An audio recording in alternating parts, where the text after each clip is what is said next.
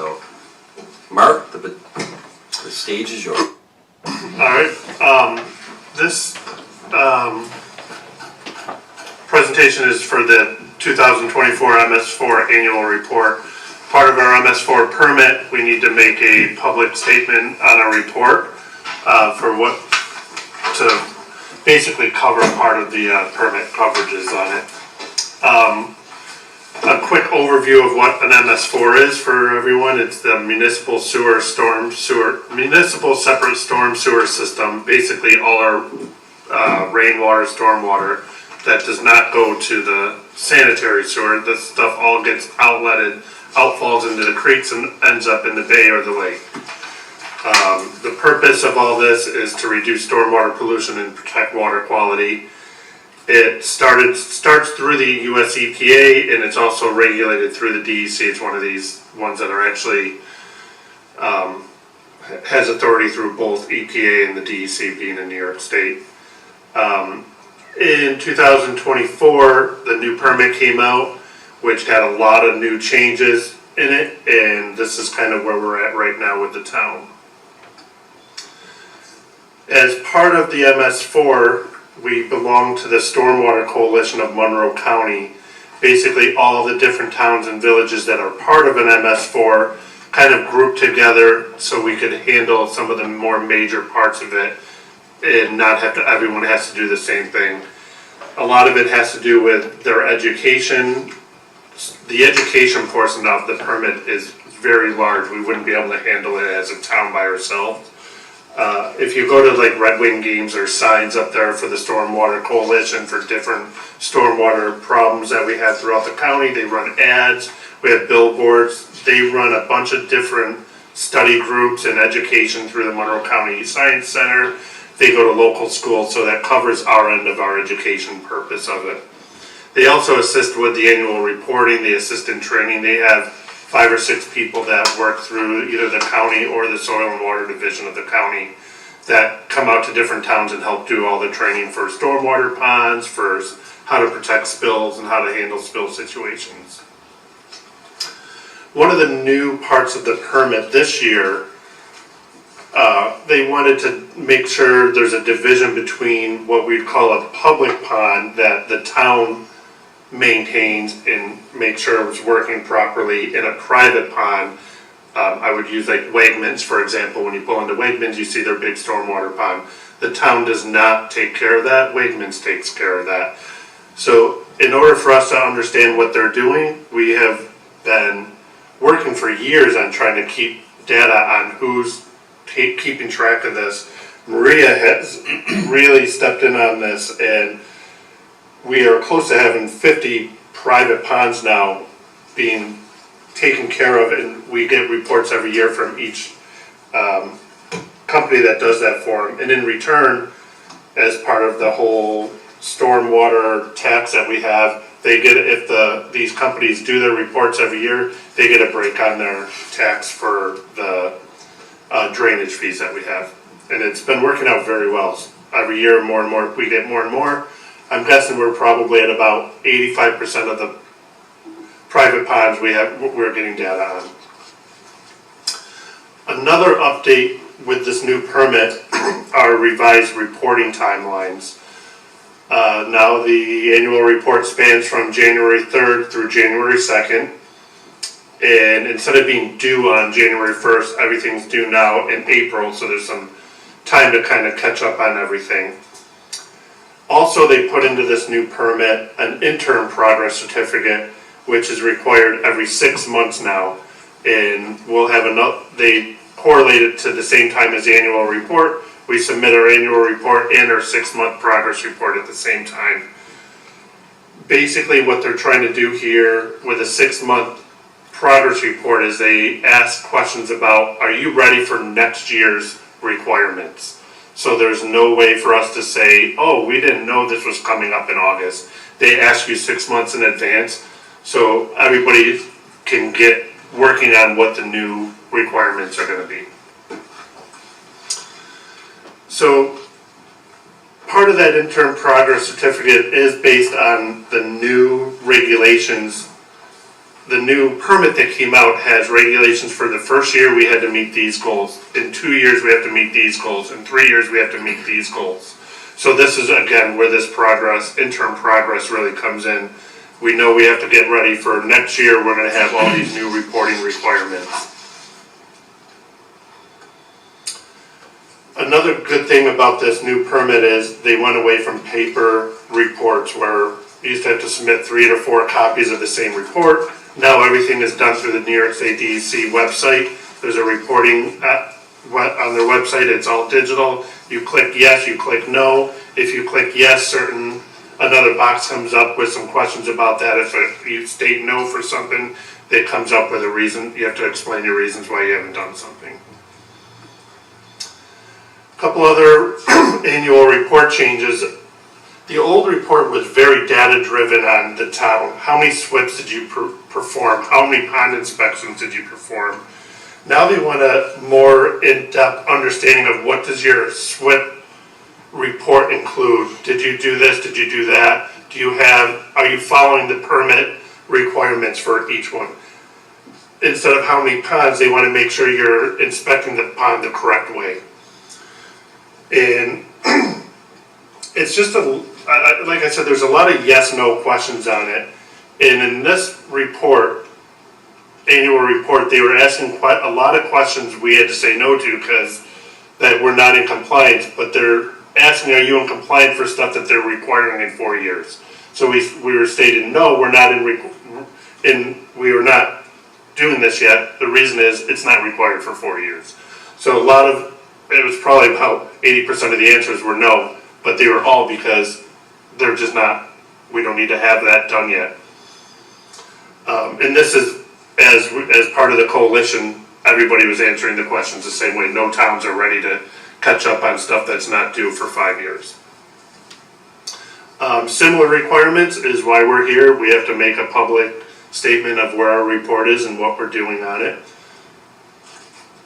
A couple other new requirements that are big for the town is our GIS system. They're really pushing for a lot of this data needs to be in our GIS system now.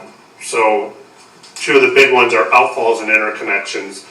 We have all these mapped, but they want information on each one of them. For instance, our outfalls, we have somewhere around 360 outfalls in Webster. Now they want to know what pipe it is, what type of pipe, how often is it, how much water comes out of it. They have 5 or 6 other things they want to know for each one.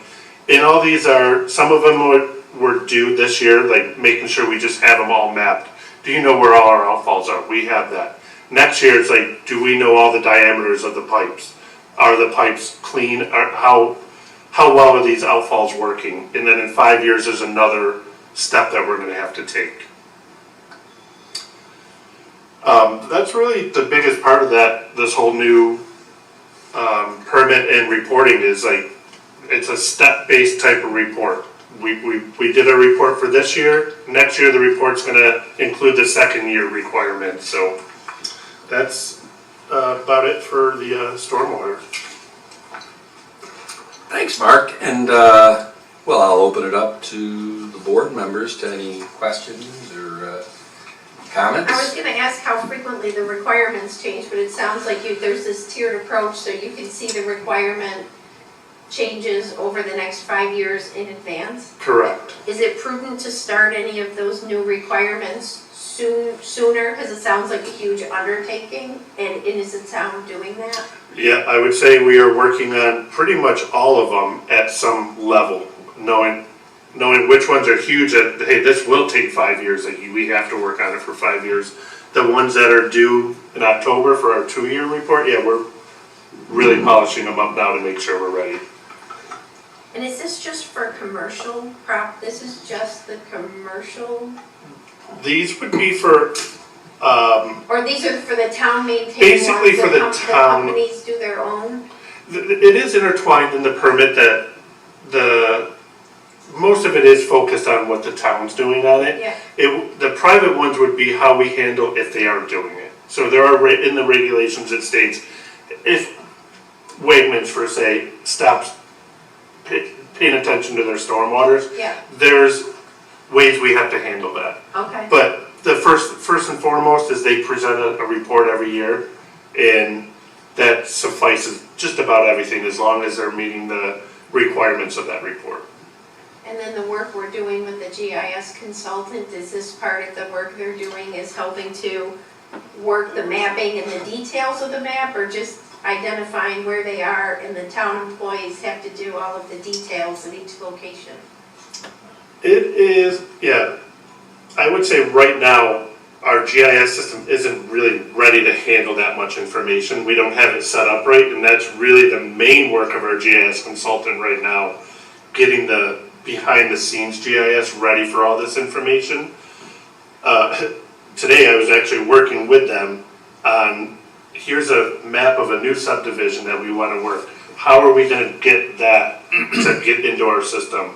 All the different layers that go into it, the manhole covers to the grates on the side of the street, where do those pipes lead to, which outfall do those lead to? How do we get all that information to populate into our GIS system? It's so far, that GIS consultant's been very well to us. We're Okay, on very good terms. We're meeting every Thursday. We are in contact pretty much every day via email for, hey, we see this, how do you want that? I see this, can you guys do it this way? And it's really been working out well, so. Excellent. But they were, the big reason for them coming on is this MS4 new requirements that we just can't get away from, so. Jenny? Thank you for your work. Thank you. She got all the questions. Very good. I'm gonna catch us up on time, we'll have some time, but I do wanna mention two things on this. And I'm not trying to be a buzzkill, but the first one is called unfunded mandate. That's what this is. Yeah. And it started however many years ago with the New York State DEC. And as they increase the amount of reporting and the things that need to be done by a town, especially a town like Webster that is, I guess I'll say, is a kind of a wet town as far as drainage issues and things of that nature, relative to probably the average town of New York State. So no reason to cry in our milk. It's a reality. It's an unfunded mandate. So we're trying to spend our time and energy and resources on how we manage it and get ahead of it. Second thing is that a couple months ago we switched Pat Stevens, the superintendent of the highway department. He was the, I'll call it interim MS4, what do you call it, Keith and Mark? Official officer, all right? It had previously been with Mary Harrington in engineering, and so once Keith was on board, I think, Keith, you are now the official officer. So I'm going to put this in layman terms. The way I look at this from a town of Webster government structure, the engineering department, which right now is pretty much Keith and Mark, who just gave the presentation, I would say that they're the administrative side of MS4 compliance and reporting and all that. And the highway department, as many of you know, handles drainage. We have a drainage foreman. That department handles drainage in town. So I would say that they're the execution, and they are also the money that comes from the town, because these things cost money to do, and we didn't get it from the state. Now, the good news is that these increased requirements and things of that nature, the funding from our drainage, I'll say, fund balance, has increased in the last couple of years, because this town board, and here comes Paul Adams, our finance director, and he can corroborate this, we have made what I consider the appropriate moves over the last 2 to 3 years to, first, we got the remaining 4,000 residential parcels in this town into the drainage district, so they're funding and helping put money into this fund for drainage jobs. Previous to that, there were 11,000 parcels in that drainage district, paying approximately $40 a year on their tax bill, but 4,000 houses that were built, I think, circa prior to 1970, they were exempt from this. The problem is that those 4,000 houses and those residents are enjoying the same benefits of the drainage work that is being done. The town board realized that, and I think it was circa 2023, we fixed that. And so I think starting in the town and county tax bill of 2024, all 15,000 residential parcels got charged at approximate $40, and we actually were able to drop it, Paul, I think by about $2 per house. Probably a few dollars. Gotcha. And here comes Pat Stevens, our highway superintendent. We promptly then followed up by saying we don't have commercial properties in a drainage district. And those commercial properties, a lot of times because of how big the buildings are and or how big their driveways are or how they've constructed things on site, it's, I think the word is impermeable. What is it called? Permeable surfaces. Yep. I'm going to give you, because I'm not the brightest guy in the world, here's the difference between if you have a 10-acre farm field, when it rains and it water, it just seeps into the ground, depending upon what the soil is. You take that 10 acres and you go build a commercial place that has an 80,000 square foot building and a bunch of sidewalks or parking lots, that part of that parcel no longer can take that water in. You lost some acreage on that parcel that back in its natural state was taking the water in. Where does the water go? And that's where the town infrastructure has to build certain whatevers, whether they're retention ponds or easements for drainage, so there's swales and things like that. We needed to get the commercial properties into that drainage district. We made the move, I think it was in late '24, Paul? Was it in the January 25 tax bill, or will it be in the January 20? The 25 tax bill was the first year of all the commercial properties. Right.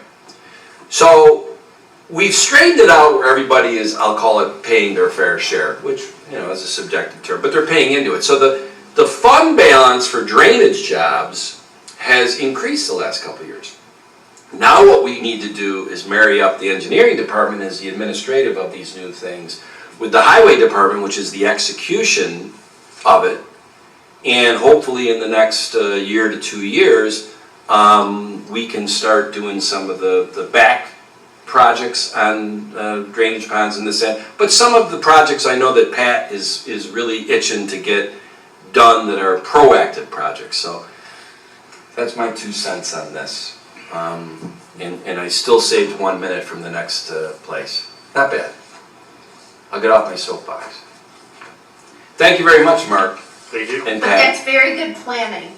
That was before my time, much of it, but that's very good planning on the town site to have the foresight to know that this is gonna cost more money and it's unfunded, to find a way to look at it more holistically for the town, so it's not a burden on the 11,000 houses. And it spreads across the town, and now you have the money to do the jobs that need to be done. Well, and Jennifer, I don't want to, now I'm cutting into your time and I want to do that. Not quite. Shout out to Joe Herbst. I'm going to give Joe Herbst a lot of credit on this, who was the highway superintendent for many years and retired in February of 21, and Pat came on 4 years ago in April of 21. Joe Herbst, during the 14 months I worked with him as supervisor, he's like, we got a ton of drainage jobs to do, we don't have the money, we don't have the resources, this is going to be a problem. He was definitely in my ear about that, so I got to give him a lot of credit for starting that swale, or whatever you want to call it, that moved us toward the 23 and 24 actions. So I think we've done a good job getting the funding, and now we're going to move toward the execution.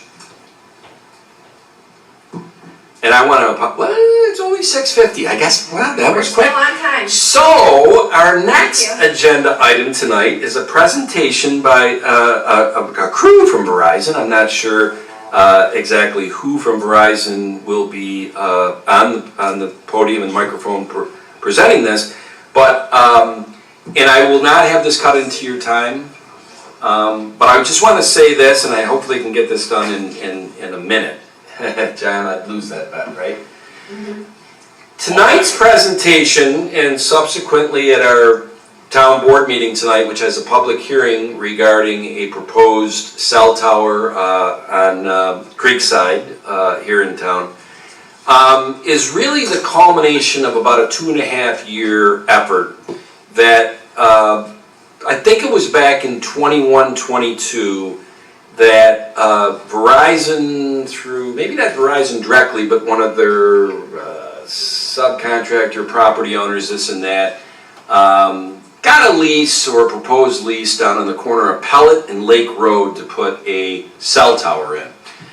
Pellet and Lake Road historically had been a horrible place for cell coverage, and during that time people were telling me, you know that when I'm down there sometimes I go into Rome and I'm getting Toronto, and I said, come on, that's an exaggeration to make a point. Well, I went down there to talk to some residents. My phone went into Rome at that time.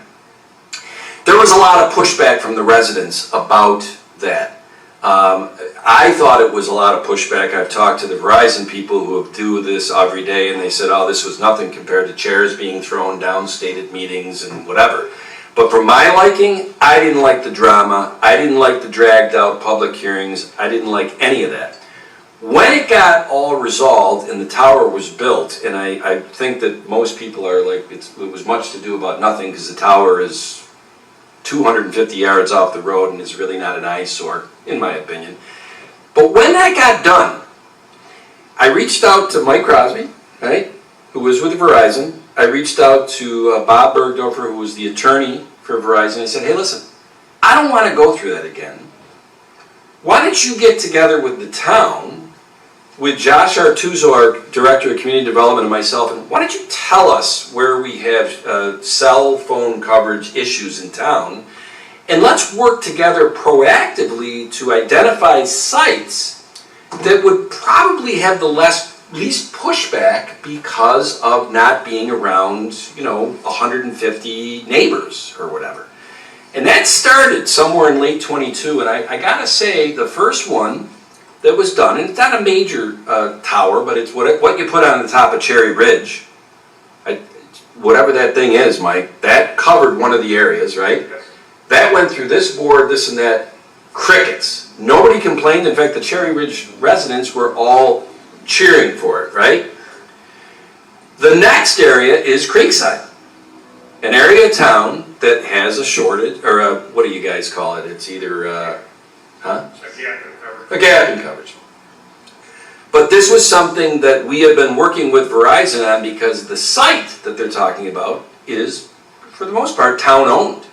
So it's where there is, relative to most things, a limited amount of houses around, and based on tree coverage and this and that, probably a very limited amount of people that will see this thing relative to other places. So that's my preamble. I would have lost that it was 1 minute. But that, now I'll hand the baton off to the counselor. Thank you, Supervisor. My name is Laura Smith. I'm with Nixon Peabody. I'm joined today by Kathy Pomponio and Mike Crosby of Verizon, Nico Facey of NBC, and Dave Weisenreiter, I've been practicing your last name, I don't think I got it, of Costage Engineering. And together we make up the Verizon team. As the supervisor correctly pointed out, we always look for gaps in coverage and where coverage needs to be filled. Verizon is a public utility. It's licensed and regulated by the FCC. And when looking at and going through the analysis that the supervisor pointed out, looking for gaps in coverage within Webster, it was identified that this Creekside site has inadequate coverage. I also brought, I know it's posted on the screen, I brought some printouts if the town board is interested in printouts. Otherwise, I will just refer to the materials that are being posted on the screen. The screen's fine. I think we have the printouts as well. Oh, great. So as noted on, first we'll go to page 5 of the PDF. Thank you, perfect. As the supervisor noted, in going back to what is the cellular technology. The cellular technology, it's really a honeycomb of a network, and it looks at towers and cells and how towers can be placed to fill those cells. An analogy that is by Bob Bergdorf, my colleague and mentor, is that cells are like a flashlight.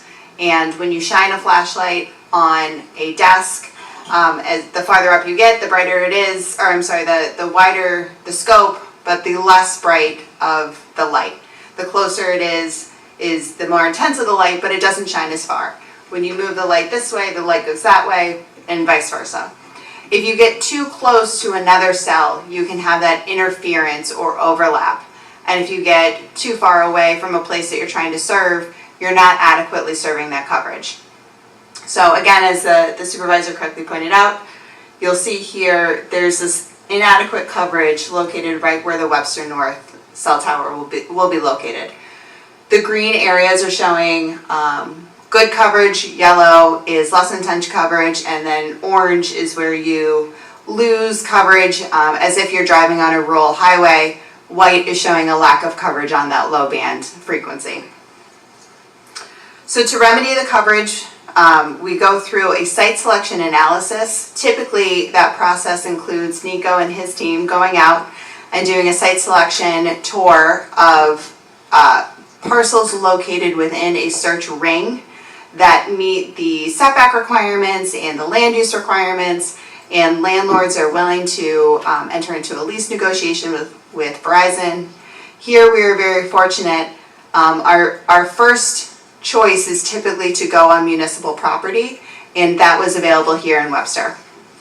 So the actual action before the town board is to lease property for Verizon, but we did want to go through this coverage analysis to show you, as the supervisor was noting, this is where we need coverage, this is where we need a facility, and this is ideally located where the town facility the town property is available.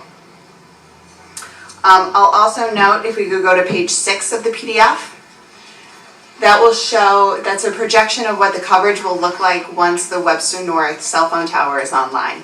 So it's going from a lot of white, a lot of lack of coverage, to green full coverage. And again, there's still some areas for Verizon to work on for those coverage gaps, but this really fills a need right in the heart of Webster. If I could ask you now to go to page 1 of the PDF. That's just a quick look at the towers that are already online in that search ring where the parcel it would be ideally located to serve the area that we're looking to serve. And last, I'll ask you to go to page 15.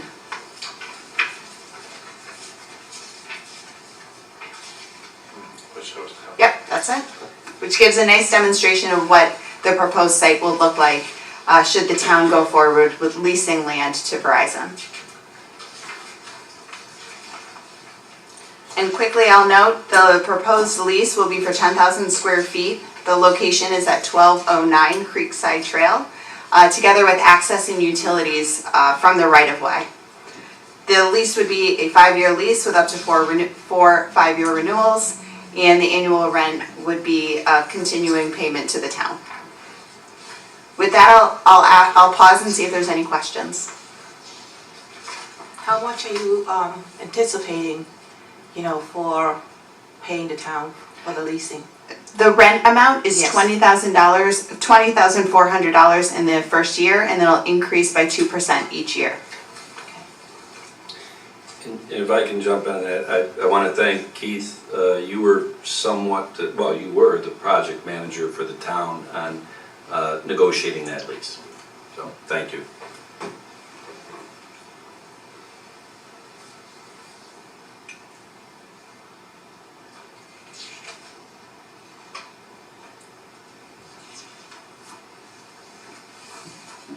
Any other questions for Laura? It's a pause, right?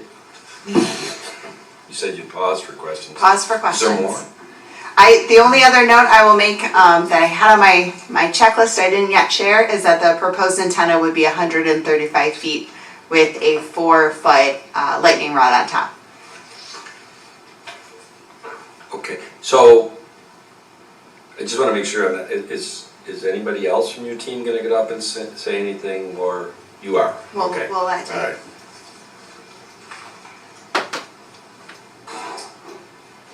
Hi, Dave Weisner with Costach Engineering. The site does have a few challenges that I thought the board should be aware of as well. We did walk the site with our patron and kind of up with the cell site location. As you are familiar, or might be familiar, take the existing driveway back. There is like a clear area with a little gravel turnaround, and if you continue beyond that, you get to the pump station. Art did want the open area maintained such that larger construction vehicles can get turned around in that area. So we did take the cell site and push it a little bit further west than where we had originally proposed it, so it is like halfway into the wooded area. On this site, there's also a 100-year floodplain. In this instance, we are approximately 2 feet above the 100-year floodplain with all our compound area, so that's not so bad. We did have a wetlands delineation completed last September. The old DEC wetlands mapping did not have any state wetlands in that area. On the federal wetlands, there are federal wetlands associated with both Mill Creek on the east side of the property and the tributary to Mill Creek on the west side of the property. The wetlands delineation was completed, so there are 3 wetlands that were identified as part of the wetlands delineation. The furthest one is to the far southeast corner of the property. This is all shown on not this plan, but one of the plans in the set.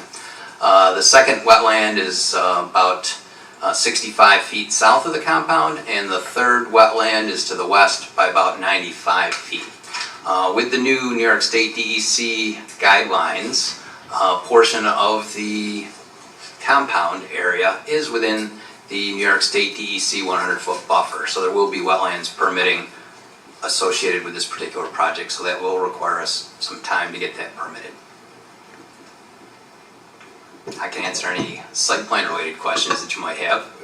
What's the status of the jurisdictional determination with the DEC? We did get that back. It was a positive jurisdiction. I can let's see if I got the letter on there. It just came in here in the last 2 weeks.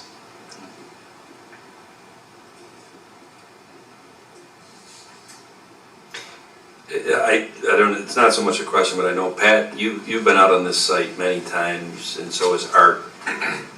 From a town assessment of if this is the appropriate where and all that. Art's not here tonight. I know he's been out there a lot. This has been going on for about 18 months, is it not? Which I will say is kind of, measure twice, cut once. I think the homework was all done on both sides, and that leads us to tonight, and then the public hearing tonight. So. I do have coworkers that live in the area. They are screaming for this tower because they do not have good cell coverage, so that's a fact. Well, the map was pretty astonishing Yeah. how much range and gap will be filled with this. And sadly, there's no need in. Dave, for full disclosure, I live in the area. There you go. Do not put it How's your up. cell coverage? What's it? No, it's it's a tough area. Can I just say something? Sure, if you wouldn't mind, because when we're on tape and whatever, they'll never hear you, Kathy, and they'll never see it.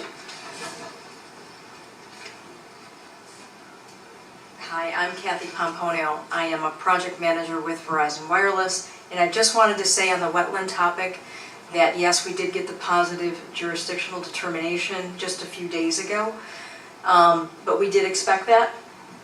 We were prepared for that, and I do want to say that we just did a site in Penfield called Penfield Highway, where we applied for a buffer permit with the DEC and it was granted. So, we had to go through a process with the DEC, answer some questions, which we did, and they granted us the buffer permit. So we expect the same process to take place in this situation as well. Thanks, Kathy. Okay, Thank you. And I don't, well, I'll aim this at Kyle, but Laura, you might have some insights on this since you guys do this from a legal standpoint. Big difference between this and the one I referenced before, Pellet and Lake, is that was a private owner that you had negotiated a lease with. I don't know if that was the reason why it had to go through planning board and all of that through public hearings and also the town board. But the way I'm understanding it is this process will, because it's our land, town will not have to go in front of the planning board. Is that correct? You want me to answer it, or would you like to take this question? I'll let you have the Okay, first so, stab. The ownership of the land doesn't change the process per se, right? Our code requires it to go through the planning board. However, there is case law that would enable the town, if they decided as such, that they could declare themselves exempt from the zoning requirements for this particular land. There's certain criteria that has to be met under the case law, but that is an option that's available. I don't know if there's anything else that you wanted to add to that, Laura. Yeah, I will add that, in the first instance, Verizon always looks for co-location on a tower, right? So I want to set that as our first standard is always to co-locate on a tower for a multitude of reasons. One being, it's easier, right? It's easier for the town, it's easier for the applicant. The next location that Verizon looks for is municipal property. It's a way for entering into a partnership with the municipality, ensuring that the municipality is receiving rent from the lease. So we do try to target municipally owned property, and then we'll look to higher densities, commercial use, industrial use, such as that.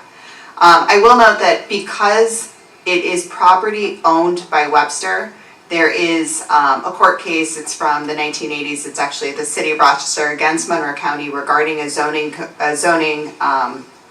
dispute at the airport. And through that, the Court of Appeals has set forth a balancing test for when both either a municipality is developing land that it owns within another land use jurisdiction, or when a town is also developing land that it owns within its own municipality. And the balancing test is the same, which I find interesting as a municipal attorney, that you have to go through the same analysis if it's Penfield owns a parcel within Webster, you would go through that same analysis if it was Penfield or Webster town-owned property. So one of the items that will be before the town board for your consideration is a determination of whether this parcel and this use meets that balancing test that was set forth in County of Monroe versus City of Rochester. I think it's City of Rochester versus County of Monroe.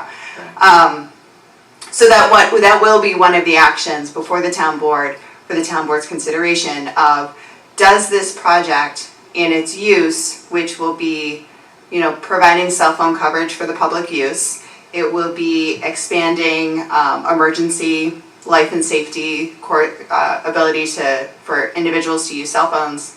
That's the type of analysis the town board will have to go through when doing a Monroe balancing test, same as going through seeker, and then also determining whether or not to lease the land to Verizon. Yeah, excellent summary by both of you, and I what is it in court? You're not supposed to ask a question you don't have the answer to, and I probably shouldn't have put you both on the spot like that, but you did great.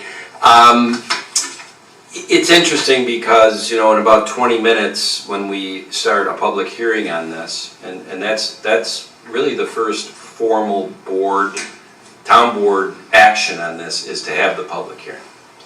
And everything you just said, Laura, I guess is factual. The reality is, if 150 people come in here and take that podium and scream bloody murder against it, it will probably slow up the process, and we have to look at this a little bit closer. On the other end of the spectrum, if nobody comes in, I know this, we're not doing any resolutions tonight. Because really I would have to, as supervisor, step back from that public hearing, and if nobody came here to say anything against it, now I got to turn around to Kyle and hopefully also collaborating with you and say, well, what now is the proper sequence of resolution or resolution, seeker, that balancing of this and that. Can we say, we can keep this encompassed within the town board decision and we don't have to go off to the planning board or zoning board if there's a height variance at 135 feet and all that. I'm not ready to have that conversation today. I figured we'll compartmentalize this. We figured we'd give you the presentation, so, you know, and obviously at the public hearing, you get a chance to say something too. If nobody shows up, I don't know if you have to say anything else at the public hearing. You just had 20 minutes to, you know, present and give that, and also have questions if the board still has questions on this. I just had a question about the height. Is there gonna be a height variance required, Josh? Yes, if, depending on which direction the board takes. But under the traditional rules, it is a little bit higher than what's permitted. It's 120, is that the And- height that's permitted?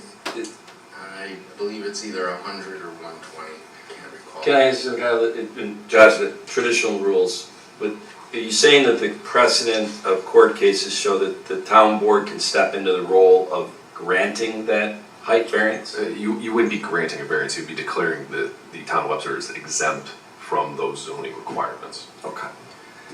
We're not voting on anything tonight, there's no resolutions, it's good conversation, this is great, all right? I mean, let's go to the next step, which is the public hearing, and then after that, like, I won't be redundant, we would circle back and say, well, how do we proceed on with this?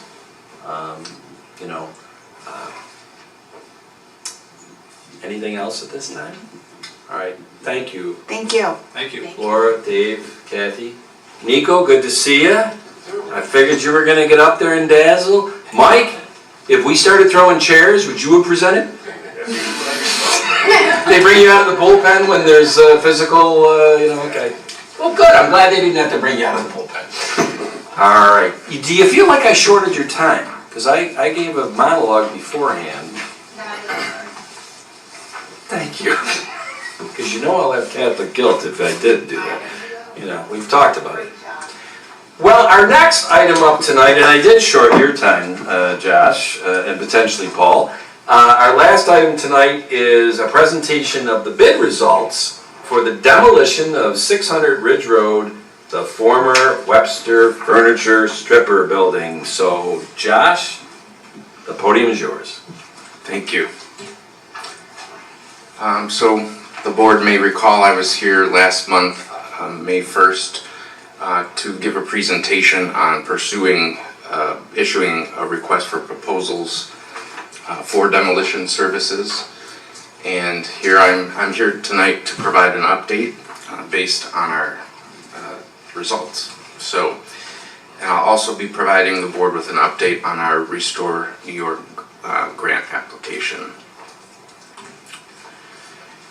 So, on May 2nd, the town did release a request for proposals for demolition services for 600 Ridge Road.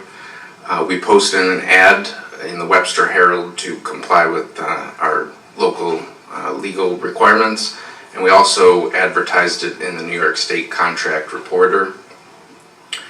We emailed directly to several local demolition contractors just to kind of make the opportunity known to as many contractors as possible.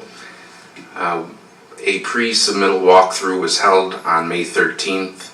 I believe only one prospective bidder did attend that walkthrough. And then there was a period for prospective bidders to submit any questions or requests for clarification on the scope of what was being asked for. The deadline for that was May 16th. And we did receive several questions. So the answers to those questions were provided back to the prospective bidders on May 22nd, and the proposals were due last Friday, May 30th. So we did receive approximately eight bids. However, one of the contractors did withdraw their bid.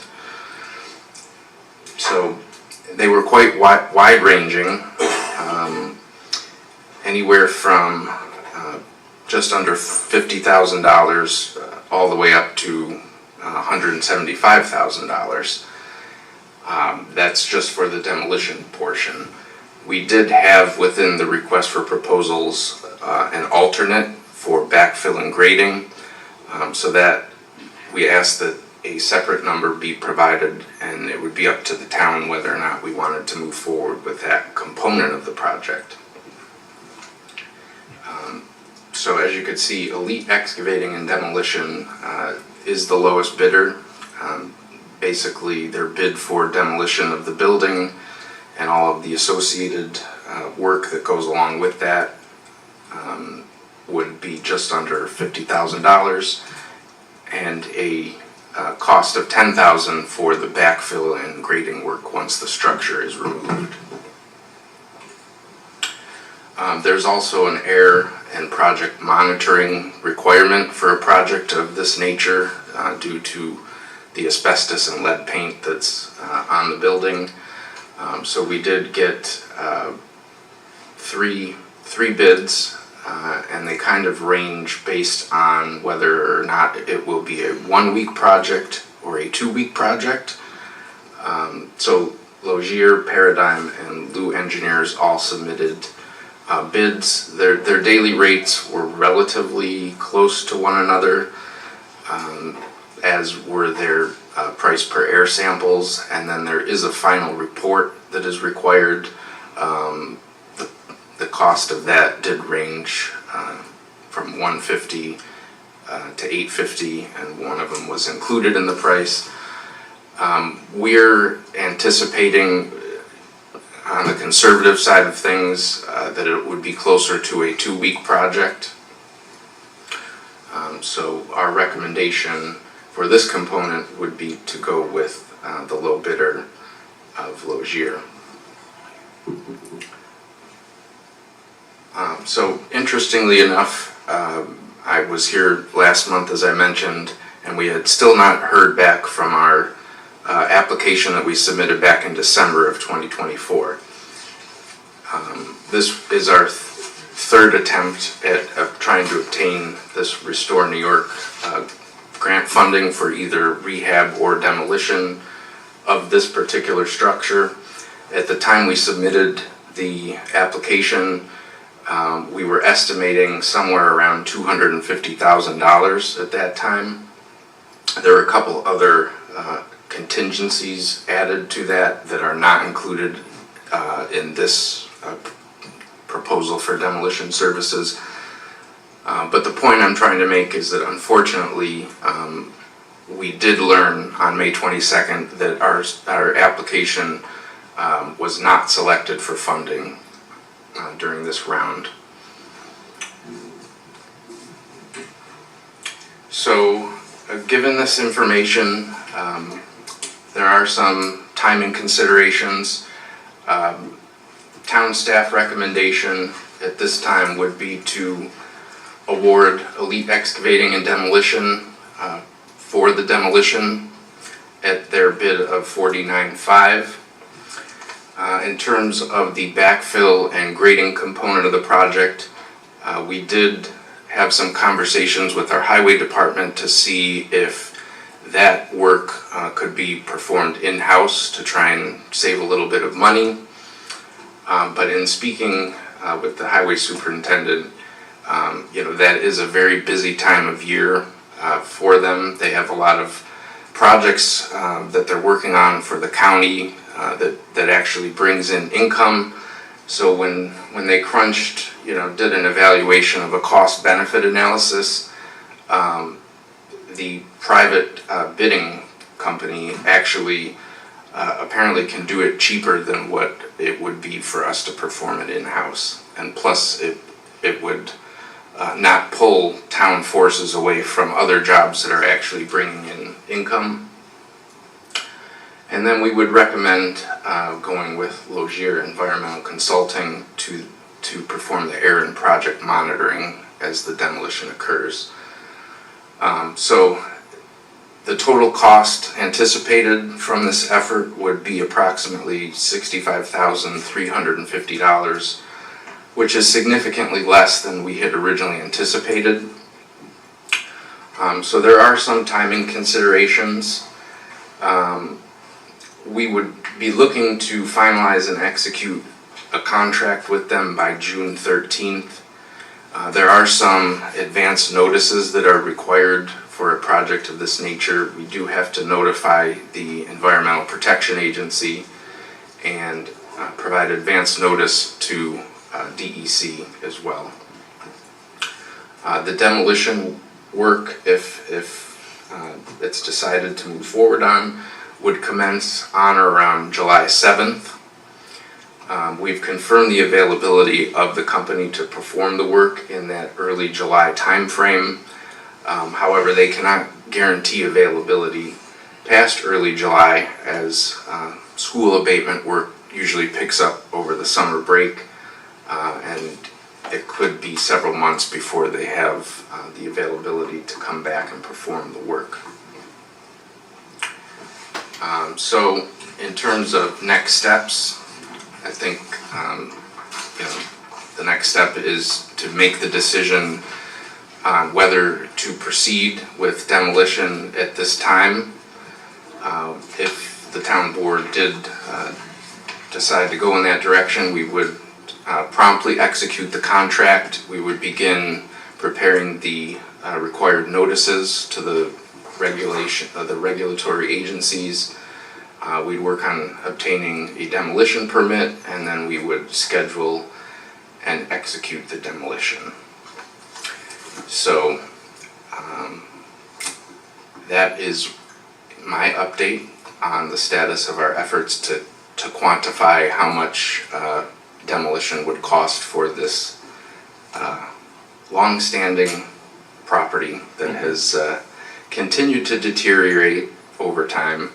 I did take the picture that's on the screen. That's a photo as of yesterday. I've noticed that on the western side of the roof there's a couple new holes that have formed recently, so now the building is taking on water, and we really don't want to have to expend funds to tarp it or re-roof the structure at this point. So it's of our opinion that now would be an opportune time to move forward, but obviously that is up to the board. Well, I would tend to agree with you that it's long since time to do something about this building. Just got a couple questions for you. Sure. As far as the backfilling goes, are they gonna remove all the foundation block before they backfill, or are they gonna use that as part of the backfill? I'm just looking down the road, if someone decides to come in there and build something, it's gonna make it more difficult for them if they leave the block right in there. I believe we structured it so that that would be removed. Correct. Okay. As far as the funding goes, did they tell you why we didn't receive the funding? No, unfortunately, we learned of us not getting the award by seeing a press conference of those that did get awards. So we're still awaiting our official letter, and I anticipate they'll give us an opportunity to have a debrief to learn on how we could potentially improve our application next time around. But as I mentioned, this is the third attempt at this grant. I mean, we can try again, but I think the writing's on the wall. By then. The building will be demolished by that point, I would imagine. What, where's the money coming from, though? I don't think we budgeted for that, did we? Good question. That is why we have Paul here. That's why we got Paul. You are correct. We do not currently have any funds budgeted for this, but I'd like to turn it over to Paul to maybe explain what options, if any, we could potentially utilize. Yeah, I mean, we would have to do probably a budget amendment, could take it from general fund balance. Probably be the only option at this point. We did budget some contingency funds, there's a little bit left there, so another option. At least the price is somewhat reasonable. That's what I thought would be. Yeah, the cost I came in think lower the than we all. swing in these bids is just It's crazy. amazing. Well, and Mark could comment that, you know, the lowest bid that decided to bail out, when Mark called them to get the 3 lowest bids to say, let's just make sure that you bid on what you thought you were bidding on. And during that conversation, the low bid said, oh, I guess we misunderstood that, and they said, we're out. And one of the main things is that every iota that is taken off-site has to be considered contaminated material. And that is double the price going to the landfills, at least, I think, of just regular debris. They have to do it with wet demo, don't they? Correct, so using nearby fire hydrants, yes, we've captured all of those specifics. Any other questions, Ginny?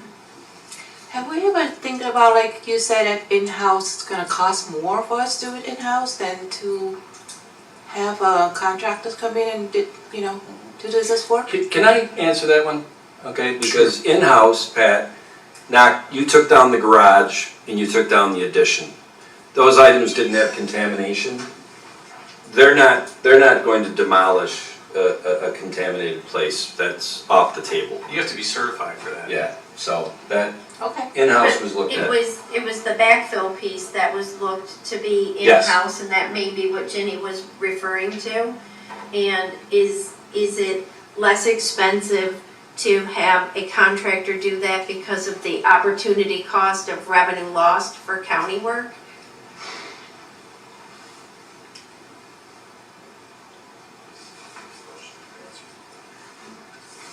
Sorry about that, Pat. Thank you for coming up. So as Pat makes his way up, we will probably, when we end this workshop, we'll take a 5-minute break, and the town board meeting will probably start at 7:35 tonight, just to give everybody who's in attendance a little heads up.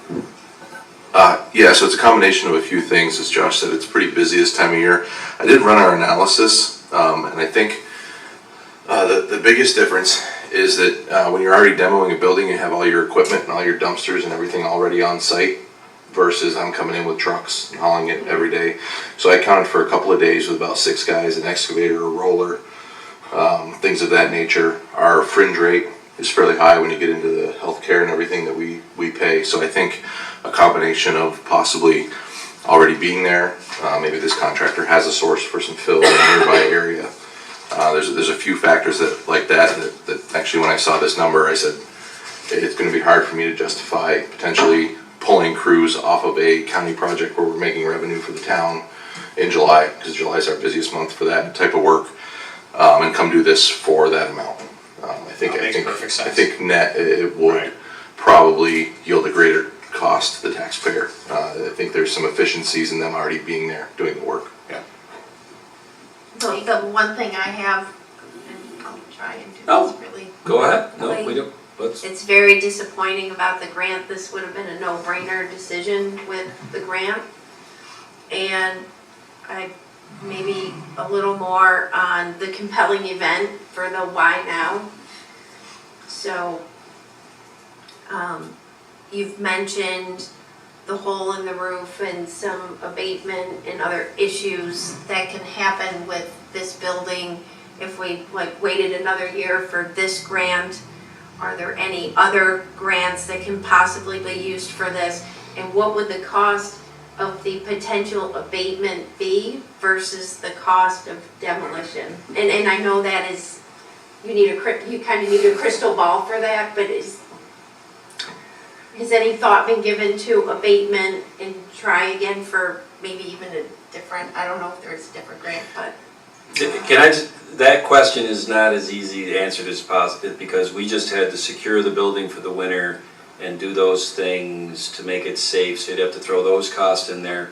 We have an EPA grant that we got approved on to do the continuing phase 2 environmental testing. As soon as this is a empty lot, we can bring them on there, and it's gonna be a lot easier to do their boring holes and get down to triangulate the water when there isn't a property there and there isn't the foundation block and all of that. So it's not an easy answer. I was afraid it wasn't gonna be an easy Yeah. answer. I just wish it was an easier decision by having the grant money. I will tell you I this, we will, and this is very common with grants, we don't get a notice that says, hey, you didn't win. We find out in public relations, press releases, somebody else did. Then in 2 months, the state will come back most likely and let everybody who didn't win, they'll give them some canned letter that says, hey, sorry, you didn't get it. Then we schedule a debrief with that state agency, we do this all the time, and we ask them, well, what could we do? What is it about that grant application that made us get turned down? Now, we've done that debrief on this 2 previous times. I don't know the notes off the top of my head. When we go to do that debrief again, probably in 3 months, we'll see what they have to say. That will probably drive the decision on whether we apply for this grant again. So, That makes sense. any other questions or comments? All right, well, thank you very much, Josh and Paul and Keith and Pat and Mark and everybody from the Verizon team. And that concludes our workshop.